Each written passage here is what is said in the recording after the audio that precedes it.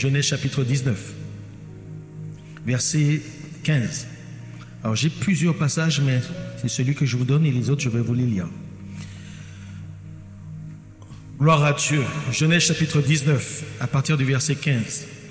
Dès l'aube du jour, les anges insistèrent auprès de Lot en disant: lève-toi, prends ta femme et tes 2 filles qui se trouvent ici, de peur que tu ne périsses dans la ruine de la ville.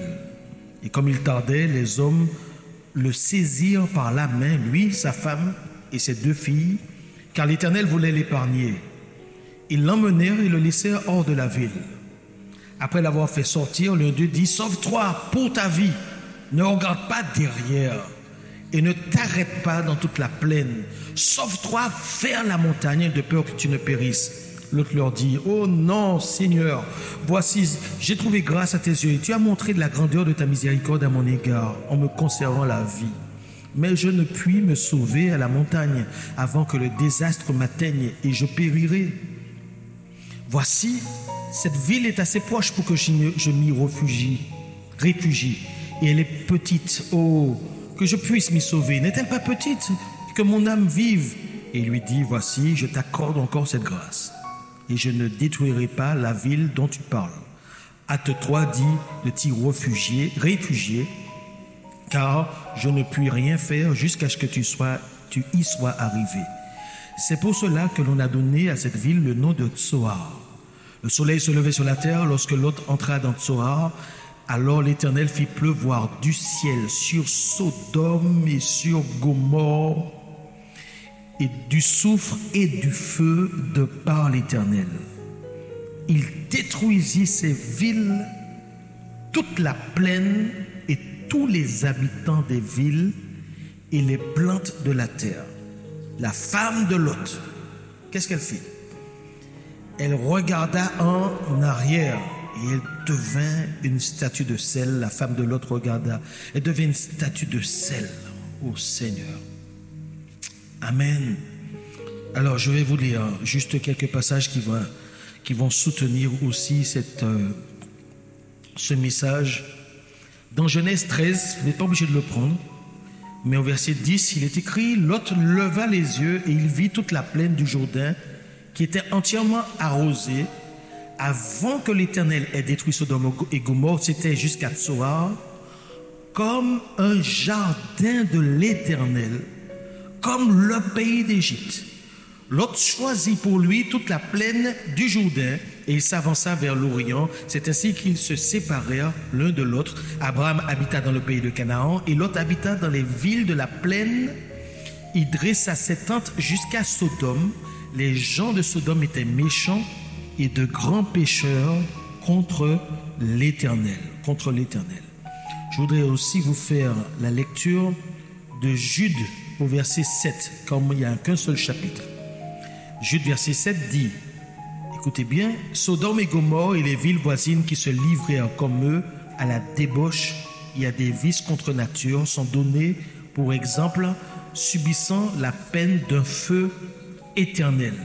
Ok, mais dans 2 Pierre chapitre 2 versets 6 à 8, 2 Pierre 2 versets 6 à 8, il est écrit: si Dieu, s'il a condamné à la destruction et réduit en cendres les villes de Sodome et de Gomorrhe, les donnant comme exemple aux impies à venir, et s'il a délivré Lot, le juste, profondément attristé de la conduite de ces hommes, sans frein dans leur dérèglement, car ce juste qui habitait au milieu d'eux tourmentait journellement son âme juste. À cause de quoi? À cause de ce qu'ils voyaient et entendaient de leurs œuvres criminelles.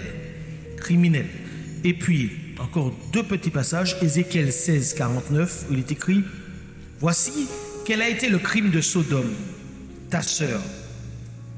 Elle avait de l'orgueil et elle vivait dans l'abondance. Ézéchiel 16, elle vivait dans l'abondance et dans une insouciance sécurité, elle et ses filles.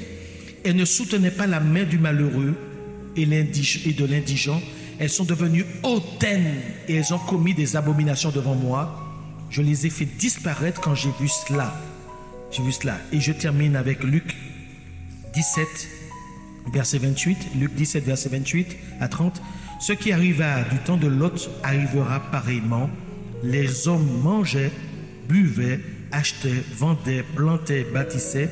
Mais le jour où Lot sortit de Sodome, une pluie de feu et de soufre tomba du ciel et les fit tous périr. Il en sera de même le jour où le Fils de l'homme paraîtra. Il en sera de même le jour où le Fils de l'homme paraîtra. Gloire à toi. Seigneur, merci pour ta parole. Parle-nous ce matin. Parle à tes enfants, Seigneur Dieu. Montre-nous notre identité dans la Bible. Si nous sommes de la race d'Abraham ou si nous sommes de la race de Lot, le juste. Montre-nous, Seigneur Père, et corrige-nous, dirige-nous, aide-nous, Seigneur, à redresser nos voies pour revenir aux anciens sentiers. Père, c'est dans le nom de Jésus, ton Fils, que nous te prions. Amen. Amen. Wow. Voilà, nous sommes plongés ici dans le livre de la Genèse, dans un livre qui est très critiqué, justement par des gens qu'on appelle des protestants modernes, un certain nombre de catholiques aussi, en disant que c'est un livre de mythes et qu'on n'a aucune trace de ces personnes. Et bien sûr qu'ils ont tort. Et chaque fois que l'archéologie progresse, on tombe sur des choses. Là, on a Abraham qui est vraiment un homme qui démarre, c'est les origines du peuple juif. Et un homme qui est choisi par Dieu parce qu'il répond à un appel divin. Et la Bible nous apprend que cet homme a quitté son pays. De la même façon que le peuple d'Israël a quitté l'Égypte pour aller s'établir en Canaan, Abraham aussi a quitté. Et Jésus nous invite à quitter quelque chose. Nous sommes appelés, quelque part, en donnant nos vies au Seigneur Jésus, à quitter l'Égypte. C'est vrai ou c'est pas vrai? L'Égypte, c'est le symbole du péché, de l'esclavage. Mais si nous avons quitté l'Égypte, ça ne veut pas dire qu'on a quitté Sodome. Quitter l'Égypte, c'est une chose. Ça nous permet de devenir enfants de Dieu. Mais quitter Sodome, c'est autre chose. Et je prie le Seigneur que vous et moi, nous puissions quitter Sodome. Parce que c'est un autre type de combat. Devenir chrétien, c'est une chose. Mais il y a des chrétiens de type Abraham et il y a des chrétiens de type Lot. Et quand on regarde la fin de l'histoire des deux, elle n'est pas la même. Et pourtant, ils sont tous les deux appelés justes dans la Bible. Lot est sauvé. Et c'est injuste. Mais il n'a pas le même style de vie qu'Abraham. Et donc nous sommes appelés à quitter Sodome. Et je crois qu'à cause du péché que l'on voit, qui est tellement extrême à côté, concernant Sodome, on est peut-être trompé sur réellement ce que représente Sodome. Et je voudrais quand même en parler en quelques instants. La Bible est un livre extraordinaire parce que la Genèse va décrire un peu la sociologie des peuples. Et on comprend dans la Genèse que lorsque la population, l'humanité s'est accrue, il y a eu des choses, des phénomènes où des hommes ont décidé de se rassembler pour former des villes, des cités-États. Et chaque fois que les gens se rassemblent autour d'un lieu pour créer un quartier, une ville, une métropole, ça signifie que vous avez des hommes de pouvoir qui s'élèvent. Nimrod a été un homme puissant parce qu'il a bâti une grande ville. Et c'est là où il y a eu Babel, la construction de cette tour pour rivaliser avec Dieu. Là où les hommes se rassemblent, il y a des processus de pouvoir qui se mettent en place. Et c'est pour ça que les grandes métropoles, c'est de là d'où sortent des personnes les plus influentes sur la terre. Et vous voyez que plus on s'approche de la ville, vous savez qu'on a connu il y a juste même pas un siècle, en tout cas une période industrielle, surtout dans le monde, mais maintenant qu'on est rentré dans un système, je dirais, tertiaire, où les services ont pris beaucoup d'importance, les gens quittaient des campagnes et sont venus dans les grandes villes. C'est comme ça que ça s'est un peu passé un peu partout. C'est de la même façon que des gens ont quitté un peu partout pour aller sur Fort-de-France à une période. C'est pour ça qu'on a des capitales, etc. Mais là où vous avez des rassemblements, il y a toujours des personnes qui prennent le pouvoir et qui cherchent à avoir un contrôle total sur l'ensemble. Et vous remarquerez même que des personnes qui vivent en général à la campagne, c'est-à-dire tout près de la nature, sont des personnes qui ont des plus grandes valeurs que des gens qui sont dans les villes. Je ne sais pas si vous voyez de quoi. Il y a un respect de la nature, un respect de la vie. Hein? Mais quand on est en ville, c'est d'autres niveaux de corruption. Et voilà un peu donc on se situe. Vous avez Abraham qui est appelé par Dieu. Son frère est mort, mais on a l'impression qu'il a pris en charge son neveu. Et ils sont partis. Ils sont partis d'abord avec le père. Et puis quand ils sont arrivés à la ville d'Haran, le père est mort là. Et Dieu a encore appelé Abraham, qui est parti, qui a quitté la ville pour aller dans une ville qui n'était plus sédentaire, mais dans la poussière du désert, donc dans l'inconfort, sous des tentes. Mesdames, je ne sais pas pour vous, mais si on vous dit que désormais vous lâchez votre maison et pour vivre en camping tout le reste de votre vie, dans la poussière, sans salle de bain, vous faites quoi? Voilà la vie, voici ce qui s'est passé. Et ils sont partis sur la parole de Dieu. Et Dieu a fait une promesse à Abraham, de lui donner à la fois, de faire de son nom un nom grand, il sera la source d'une bénédiction, il aura des rois dans sa postérité. Mais Dieu lui a aussi dit qu'il va faire de lui un peuple nombreux. Et Dieu a aussi dit qu'il lui donnera un pays. Donc Abraham est parti sur une promesse. Il a quitté une zone de la Mésopotamie qui était quand même très riche. Là où il était Ur en Chaldée, c'était un endroit extrêmement riche, très développé pour cette période. Alors qu'en Europe, c'était vraiment, on dirait, la préhistoire. Pendant que c'était la préhistoire, là, dans le Moyen-Orient ancien, vous avez des civilisations très riches. Et il va quitter ça pour aller dans le désert, pour aller, il ne sait où. Là où Dieu lui a dit, prends cette direction, je te bénirai. Lot l'a suivi. Et tant que Lot était avec son oncle, alors il était béni aussi. Et donc les troupeaux n'ont fait que se multiplier.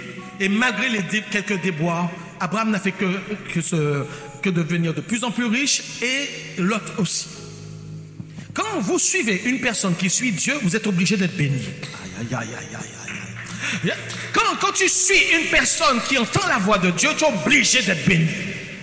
Est-ce que tu as compris ce que je veux dire? Même si tu n'as pas encore tout compris de Dieu, mais ça va rejaillir sur ta vie. Parce qu'il était sous la coupe d'Abraham, il était sous la bénédiction d'Abraham déjà.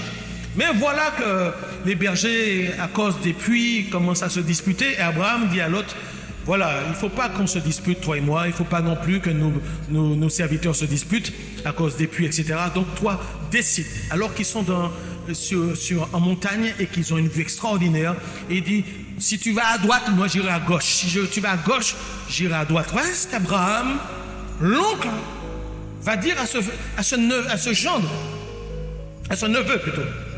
C'est quand même particulier. Parce que celui qui doit avoir la priorité, c'est Abraham.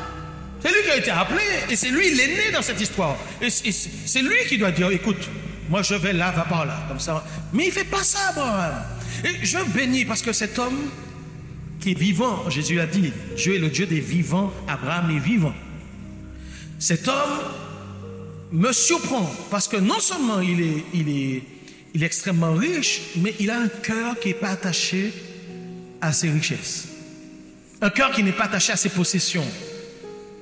Il laisse l'autre choisir le lieu où il pourra partir. Parce que l'autre, quand il regarde, il voit la plaine qui va vers la plaine du Jourdain, qui va jusqu'à la ville de Sodome. Et la Bible nous dit que c'était comme l'Éden, un jardin de Dieu.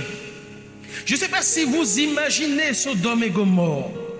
Et vous vous dites, peut-être parce que la scène se passe surtout de nuit, quand les anges arrivent, vous vous dites, mais c'est un lieu lugubre, et c'est un lieu où la criminalité est accrue, et que les gens devaient se cacher dans les rues, et qu'il y a comme des zombies qui attendent pour pouvoir tomber sur vous, parce que c'est un haut lieu de l'homosexualité, et c'était une abomination, c'est une abomination aux yeux de Dieu.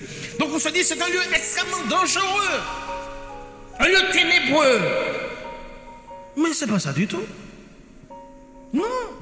La Bible nous dit que c'était comme un jardin de délices, comme le pays d'Égypte. Le texte nous dit que c'était vraiment... Donc vous devez imaginer Éden avec des arbres fruitiers, avec toute sa végétation, avec toutes ses fleurs, toute cette flore, avec des étangs, avec des rivières, avec des cascades.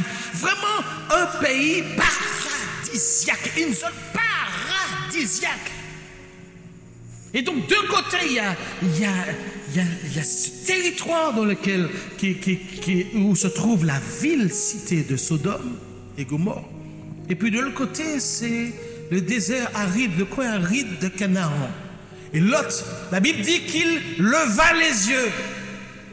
Il leva les yeux, pas vers les montagnes, pas vers l'Éternel.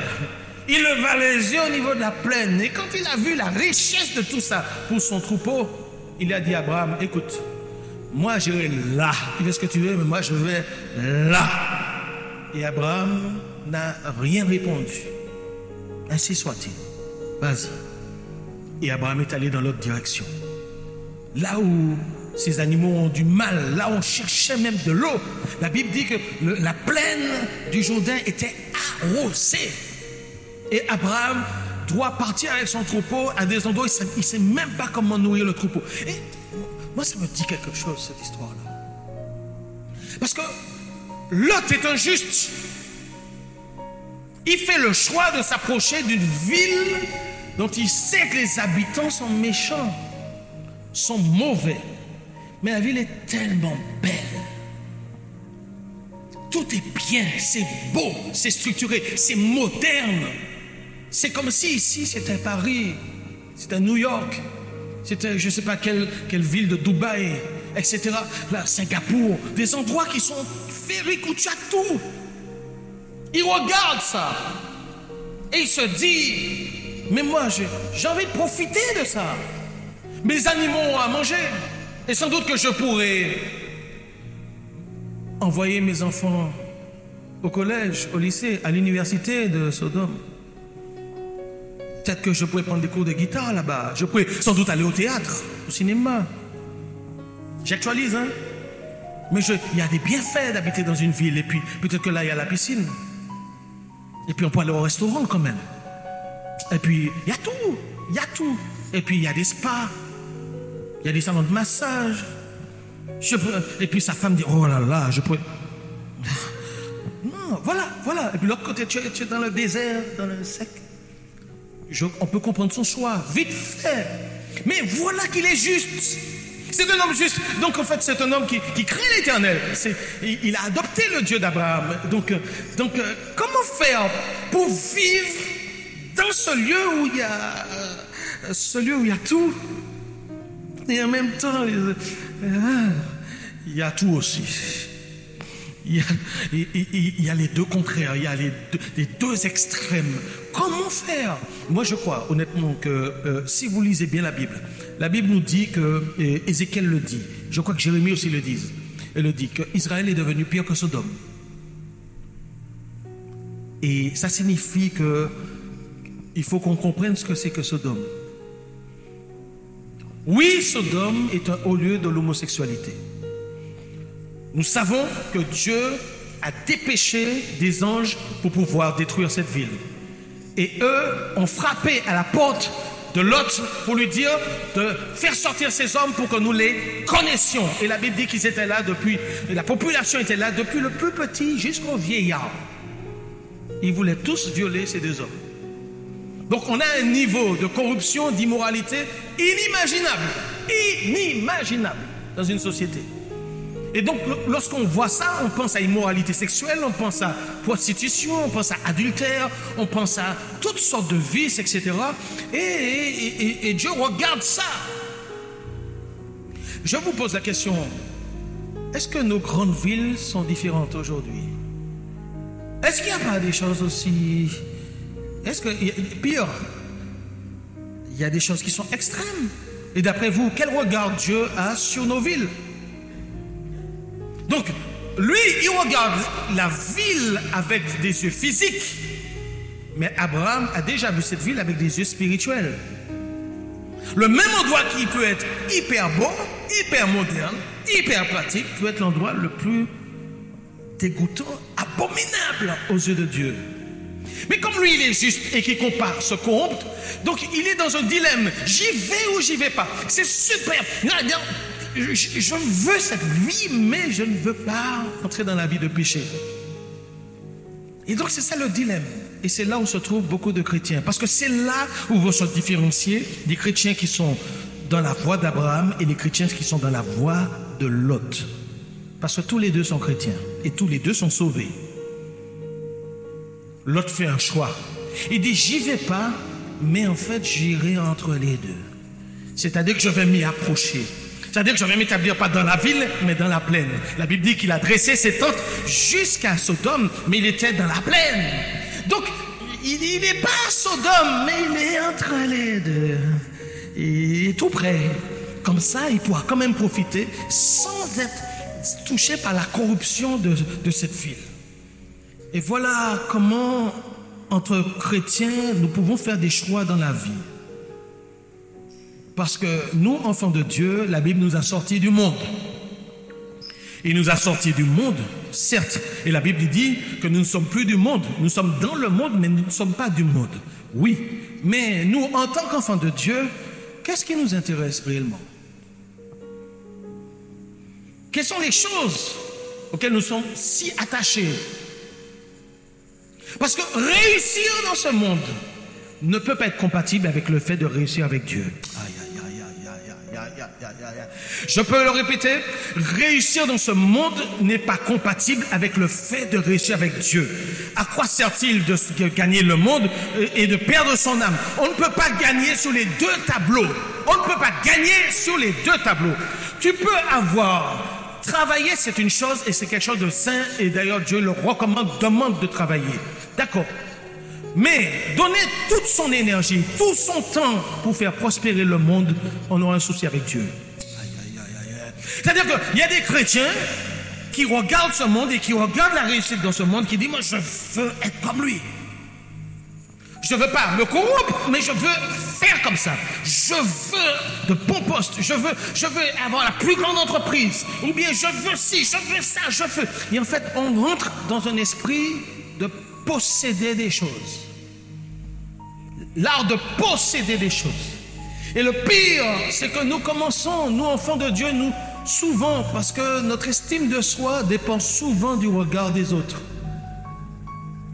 Donc on estime qu'il faut qu'on fasse tout pour que les autres voient qu'on a réussi. Écoutez-moi bien, quand Abraham est mort, il n'avait aucune maison. Mais il avait une demeure céleste. Ah, il a eu des récompenses célestes. Il a eu des couronnes. Il a remporté le prix de la vocation céleste. Il n'avait pas de maison, il n'avait rien. Mais il était riche pour Dieu. Et sa richesse va se voir dans l'éternité. Aïe, aïe, aïe, aïe, aïe, aïe, aïe. Aïe, aïe, aïe.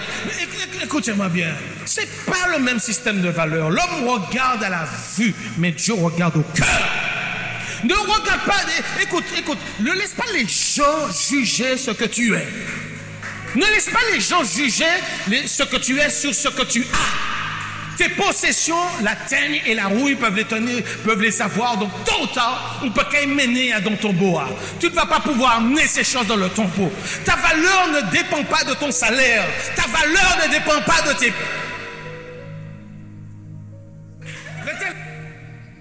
Oh, restez là même. Oui, ta valeur ne dépend pas de tes biens. Ça ne dépend pas de ton compte bancaire. Ça ne dépend pas de ton corps, que tu sois musclé ou que tu sois maigre. Que tu chivé ou pas chivé. Ça ne dépend pas de la couleur de tes yeux. Ça ne dépend pas de la couleur de ta peau. Ta valeur dépend de Dieu. Elle dépend de Dieu. Et un jour, tous les gens verront que tout ce qu'ils ont, c'est rien du tout. On n'a pas besoin de se vanter devant les gens. Nous sommes des enfants de Dieu. Et nous sommes des princes et des princesses. Et je voudrais vous dire une chose. Nous avons une ville qui nous appartient. Elle s'appelle la Jérusalem céleste. Et elle est pavée d'or. Elle est pavée de diamants.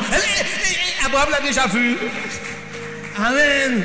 Mais nous vivons avec nos yeux. Non, ce monde ne nous appartient pas. Ce monde ne nous appartient pas. Et j'ai une bonne nouvelle pour toi. Dieu va le détruire. Dieu va le briser. Dieu va dissiper ces choses-là. Tôt ou tard, tout ça va être balayé. Et Dieu va faire renaître la terre. Et la belle ville, la Jérusalem céleste, va descendre. Et là, on verra qui est-ce qui est prince et princesse du Seigneur. C'est là qu'on verra qui a de la valeur.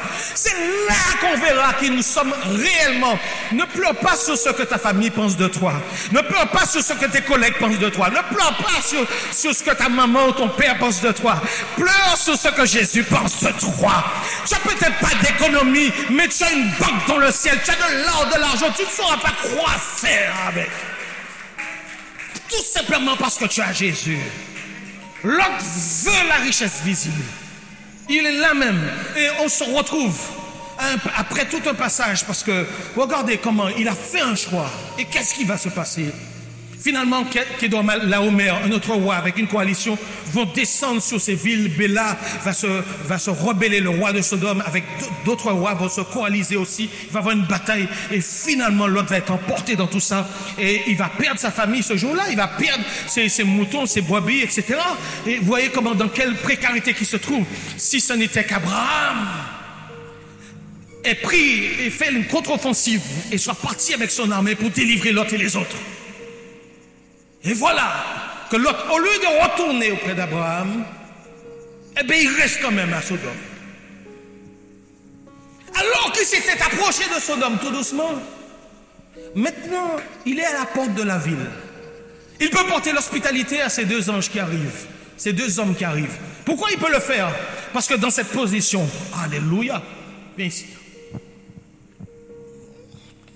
Oh, est-ce que j'ai mis mon mouchoir rouge là? C'est là-bas, viens ici, toi. T'as été loin, hein? Il y a des gens qui disent, quand on a de la sueur, c'est de l'onction. Non, c'est pas, non, il fait chaud. Non, c'est pas ça. Mais le truc, c'est que, voilà, il fait des choix, mais quand il se retrouve, on le retrouve à la porte de la ville. Il peut accueillir. Qu'est-ce que ça signifie? C'est qu'il est devenu notable. C'est qu'il fait partie du conseil municipal. C'est-à-dire que pour lui, il a réussi. Et beaucoup de chrétiens se disent que quand j'ai dit haute position, j'ai réussi. Tu as réussi. Ta ville va être détruite. Ton pays va être détruit. La terre va être détruite. Tu veux réussir dans ce monde-là? Mais Dieu a prévu de détruire. Oui, mais les deux anges lui disent, mais pars, sors, sauve-toi. Parce que Dieu va détruire ces choses-là. Et il hésite. Et les anges sont obligés de le presser parce qu'il n'a pas envie de quitter tout ça. Parce que voici une race de chrétiens qui aiment la ville, qui aiment le matériel, qui voit qu'il va perdre son boulot, il va perdre son salaire, il va perdre sa maison, qu'il va perdre tous ses biens, il va perdre son compte bancaire et il va se retrouver sans rien. Et il hésite. Et peut-être que ces deux gens qui plaisantaient lorsqu'il a dit à ces deux gens que Dieu va détruire cette ville, et ils lui ont dit, mais attends, papy, quand même, tu exagères, arrête de rigoler, tu exagères, tu vois pas que quand même. Jésus revient. Le Seigneur va détruire cette terre. Mais non. Qu'est-ce que vous racontez là? Mais non. Allons vivre. La Bible dit, à Sodome, les gens mangeaient, buvaient, travaillaient, etc. Mais quand ça va arriver subitement.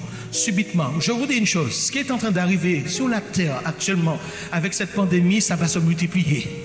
Comme je l'ai dit, ce sont des contractions. Une femme enceinte, ses contractions se rapprochent. Et c'est ce qui est en train de se passer sur la terre actuellement.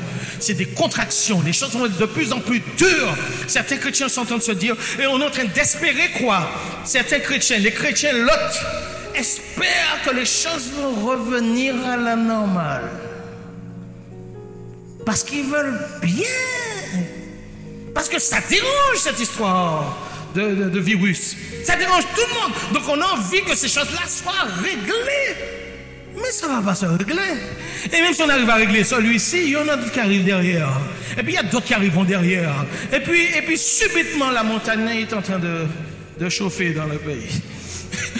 Regardez, ceux qui sont martiniques savent de quoi je parle. Hein?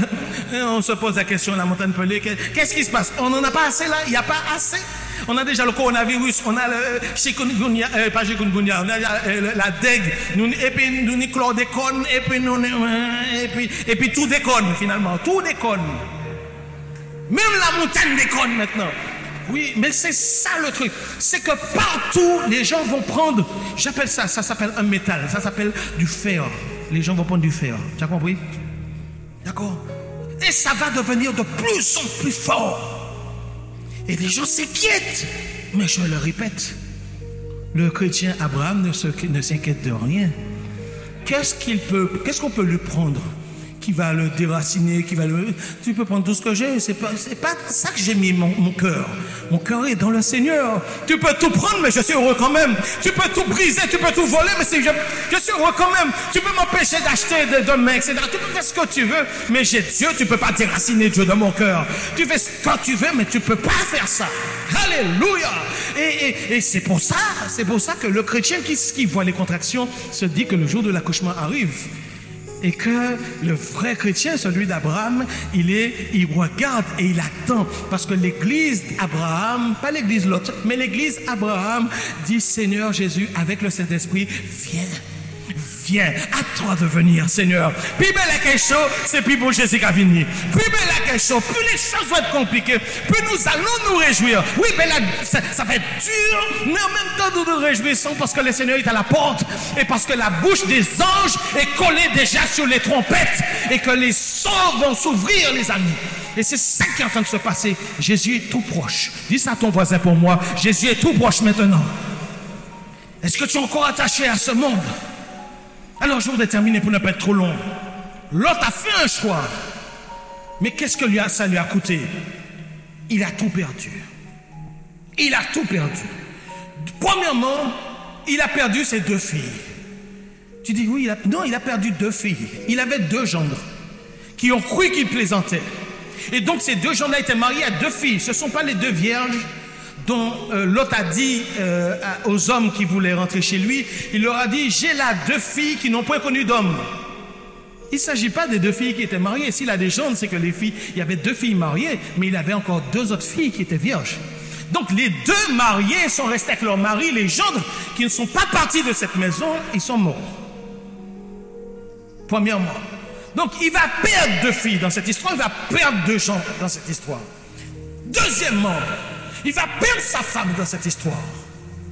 Parce qu'alors qu'ils sont en train de fuir, cette femme se tourne vers la ville, alors que ça lui avait été interdit. Mais pourquoi le fait-elle? Est-ce qu'elle regrette la fornication? Est-ce qu'elle regrette l'immoralité? Non, c'est pas de ça. On ne pense pas que ce soit ça. Il n'y a rien dans la Bible qui dise que cette femme était rentrée dans l'immoralité. Ça n'a rien à voir. Mais elle avait sa maison. Elle avait sa manicure. Elle avait son salon de beauté par là. Elle avait son compte bancaire là-bas. Elle avait la position d'être une madame de secrétaire, parce que mon mari est conseiller municipal. C'est un notable de la ville. Alors, pourquoi je vais là? Je ne serai rien là-bas. Vous comprenez ça? Et puis, elle avait ses 2 filles qui étaient restées. Il y a tout ça. Donc, cette femme est attachée. Donc, en fait, on peut sortir de Sodome, mais Sodome est toujours en nous. Elle est sortie physiquement, mais Sodome était toujours en elle. Et c'est ça, ce sont des chrétiens qui veulent vivre sur les 2 tableaux en même temps. Ça s'appelle du compromis. Et puis finalement, sa fille, donc non seulement l'autre va perdre sa femme dans cette histoire, mais ses 2 filles vierges qui ne sont pas mariées vont finir, alléluia, ces 2 filles vierges Voilà. On s'assied tout calmement. Voilà. Que Dieu soit béni. On prend l'attention.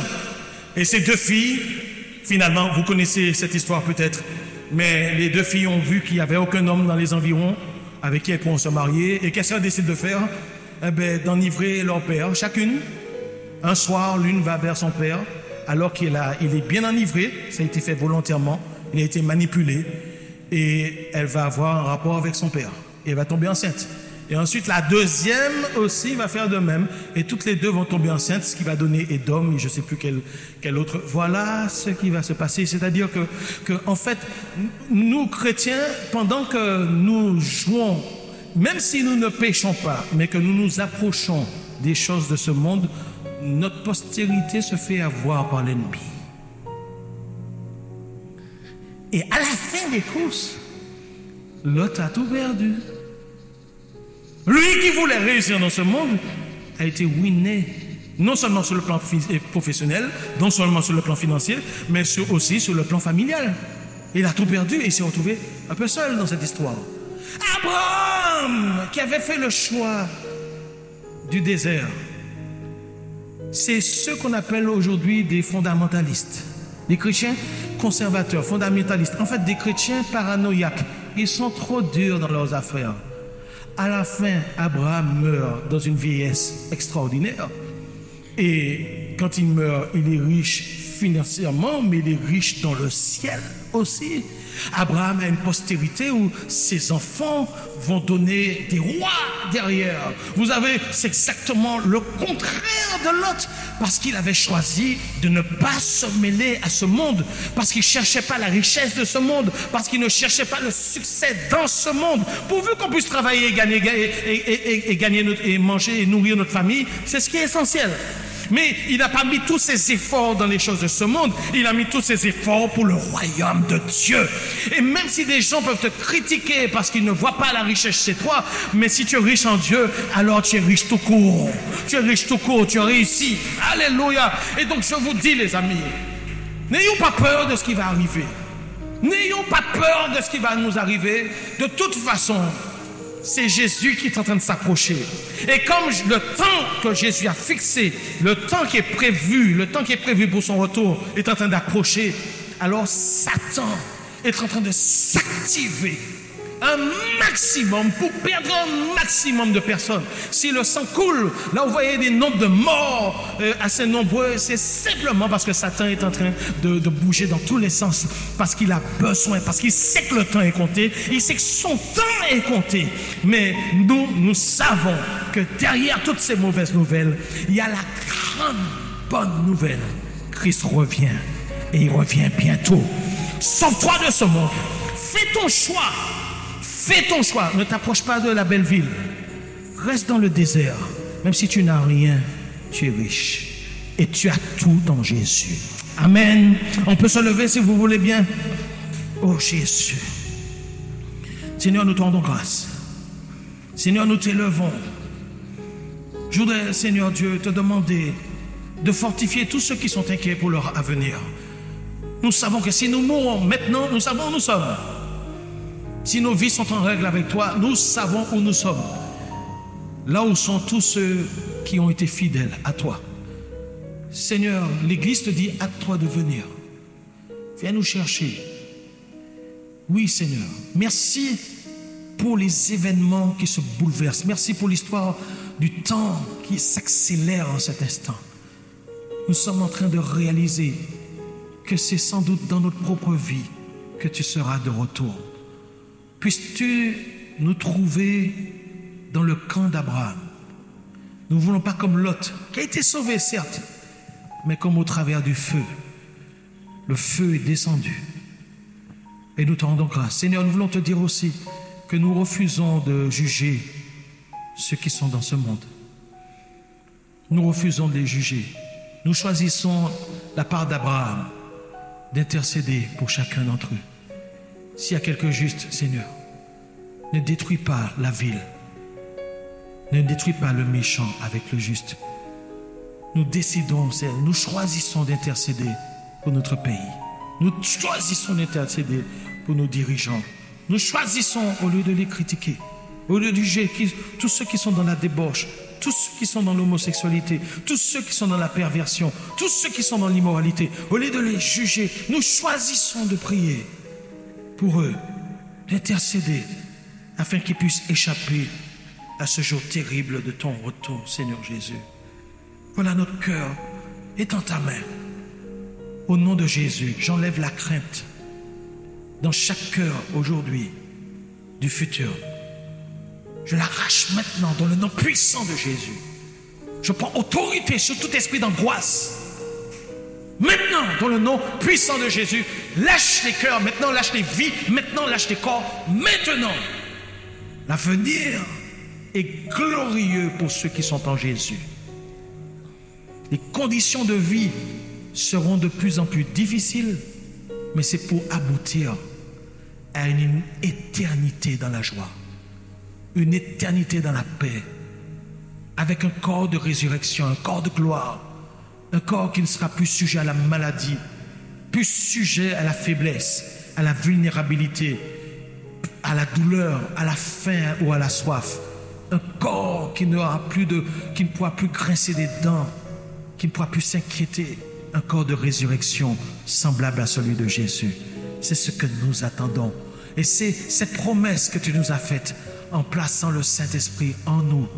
Les arts de l'Esprit sont un acompte, Seigneur, un acompte que tu as mis en nous pour nous prouver que tu nous as réservé pour l'autre siècle, pour l'autre monde.